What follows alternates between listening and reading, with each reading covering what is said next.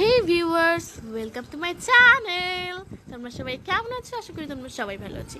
মনোরম বিকেলের এই সুন্দর চমৎকার ব্লগে তোমাদের সবাইকে স্বাগত জানাচ্ছি। আশা করি তোমরা সবাই ভালো আছো।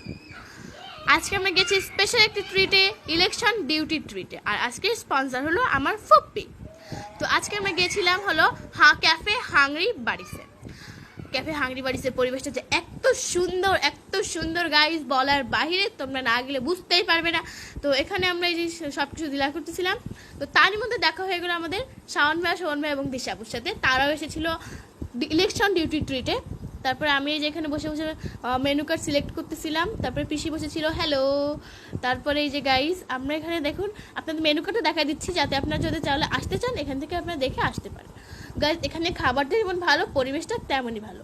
তো দেখেন গাইজ, আমাদের খেতে খেতে সন্ধ্যা হয়ে গিয়েছিল। সন্ধ্যার এই যে অনেক ভালো। তারই মধ্যে আমরা গিয়েছিলাম গাইজ বাথরুমের এই মিররটা যে আমার কাছে এত ভালো লাগছে গাইজ, বলার বাহিরে গাইজ।